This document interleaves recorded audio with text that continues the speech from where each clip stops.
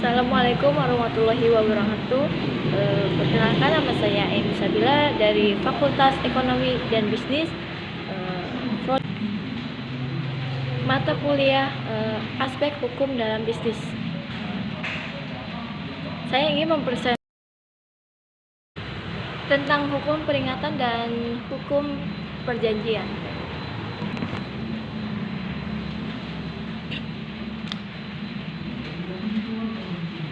Perikatan, pada dasarnya istilah perikatan di dalam KUHP Perdata tidak diberikan suatu definisi, namun istilah perikatan dapat diketahui apabila kita memakai pendekatan di pasal 1233 KUH Perdata yang menyebutkan tiap-tiap perikatan dilahirkan karena perjanjian atau karena undang-undang.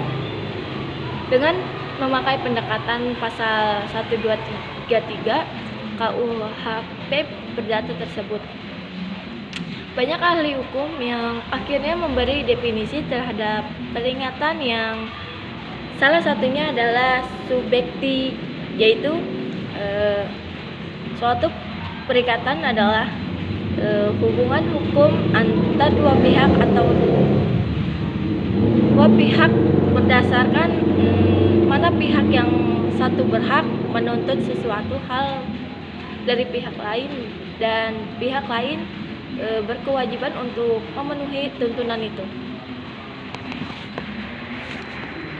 Perjanjian dalam pasal 1313 KUH Perdata yang memberikan definisi perjanjian atau kontrak adalah sebagai berikut, yaitu suatu perbuatan dengan mana seseorang atau lebih meningkatkan dirinya terhadap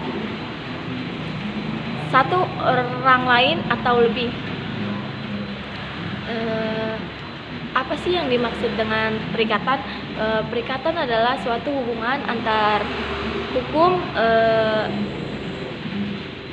suatu hubungan hukum antar dua orang atau dua pihak, berdasarkan mana pihak yang berkewajiban untuk memenuhi tuntunan itu. Sedangkan perjanjian adalah suatu peristiwa yang dimana seseorang berjanji kepada seorang lain atau dimana dua orang itu saling berjanji untuk melaksanakan suatu hal. Apa sih perbedaan antara perikatan dan perjanjian? Adalah bahwa perikatan adalah suatu pengertian yang abstrak, sedangkan perjanjian adalah sesuatu yang konkret dan merupakan suatu peristiwa. Perikatan yang lahir dari perjanjian memang dikehendaki oleh dua pihak yang membuat suatu perjanjian, sedangkan perikatan yang lahir dari undang-undang diadakan oleh undang-undang di luar kemauan para pihak yang bersangkutan. Ini ada unsur-unsur perikatan terdiri dari kesatu, hubungan hukum. Hubungan hukum adalah hubungan yang terhadapnya hukum melekat hak pada satu pihak dan melekat kewajiban pada pihak lainnya. Jika satu pihak tidak mengindahkan ataupun melanggar hubungan tadi, lalu hukum memaksakan agar hubungan tersebut dipenuhi ataupun dipulihkan kembali. 2. Kekayaan. Maksud dari kriteria perikatan itu adalah ukuran-ukuran yang dipergunakan terhadap suatu hubungan hukum sehingga hubungan hukum itu dapat disebutkan suatu perikatan. Yang ketiga, pihak-pihak. Apabila hubungan hukum tadi dijajaki lebih jauh, maka hubungan hukum tersebut harus terjadi antara dua orang atau lebih. Pihak yang berhak atas prestasi. Pihak yang aktif adalah kreditur atau yang berpiutang, dan pihak yang wajib memenuhi prestasi. Pihak yang pasif adalah debitor atau yang berutang.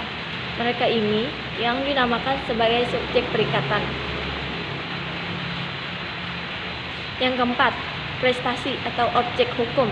Menurut pasal 1234 DW, prestasi itu dibedakan atas 1. Memberikan sesuatu, 2. Berbuat sesuatu, 3. Tidak berbuat sesuatu. Cukup sekian presentasi dari saya, semoga bermanfaat. Wassalamualaikum warahmatullahi wabarakatuh.